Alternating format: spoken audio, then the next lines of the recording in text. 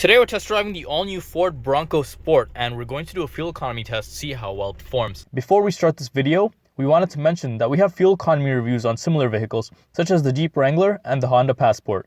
Links to those videos are on our YouTube channel. As you can see right now, I have a full tank of fuel, and on this full tank, my fuel range is estimated to be 588 kilometers before I run completely out of fuel. You'll also notice that I have my trip meter on screen and it currently reads 0. We're going to be driving this over the week and see how many kilometers we complete. And after that, we'll head to the gas station to see how much it costs to fill up, so stay tuned. We just spent the week testing the Ford Bronco Sport, and here's some numbers here we'd like to share with you. As you can see, we've driven a total of 322 kilometers. You'll also notice that we have slightly more than a half tank of fuel left and a remaining fuel range of 464 kilometers. My driving conditions have been pretty basic. I haven't had the air conditioning or the heating on at all, but I have had the sound system on the whole time. Also worth mentioning is I did around 60% of my driving in the city and 40% on the highway, just to give you an idea of how I got the numbers that I did. You'll notice we're at the fuel station right now and we're gonna fill back up, and based on that we'll do some calculations to get a better idea of how much you can actually expect to spend on a full tank of fuel, as well as your actual fuel economy based on my driving.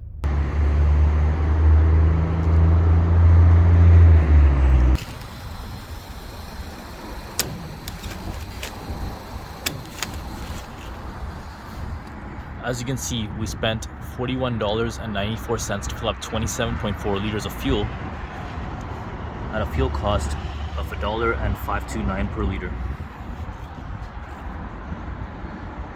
As you just saw, we spent $42 to fill up 27.4 liters of fuel at a fuel cost of $1.879 per liter. Also worth noting is the Bronco's fuel tank capacity is 61 liters or 16 gallons. First, let's calculate our distance per liter.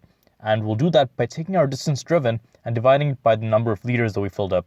So 322 kilometers divided by 27.4 liters gives us 11.8 kilometers per liter. That means every liter of fuel will give us 11.8 kilometers of driving, and every gallon of fuel will give us 28 miles of driving. Now let's calculate our actual real-world driving range, and we'll do that by taking the 11.8 kilometers per liter number that we achieved and multiplying it by our fuel tank capacity of 61 liters.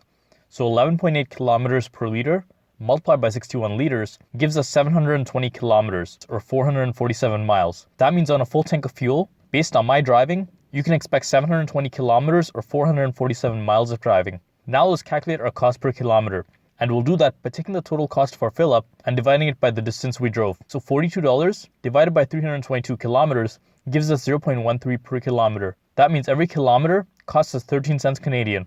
Now let's calculate our cost of a full tank. First, let's do it for Toronto, Canada, where the fuel price is $1.529 per liter. So $1.529 per liter multiplied by 61 liters gives us $93.26. That means a full tank of fuel, if you were to fill up in Toronto, Canada, would cost you $93.26 Canadian.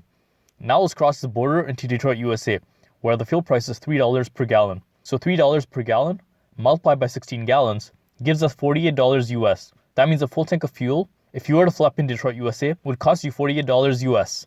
If you enjoyed this video, be sure to check out our channel for more great fuel economy content. We also have fuel economy reviews on similar vehicles such as the Jeep Wrangler and Honda Passport. Links to those videos are on our YouTube channel. During our fill up, you'll notice that there was a Ford Ecosport behind us.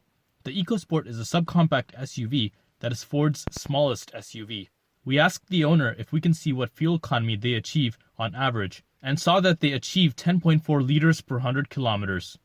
Despite being quite larger than the Ecosport, the Bronco Sport achieved 8.4 liters per 100 kilometers in our test, which is significantly better fuel economy than the much smaller Ford Ecosport.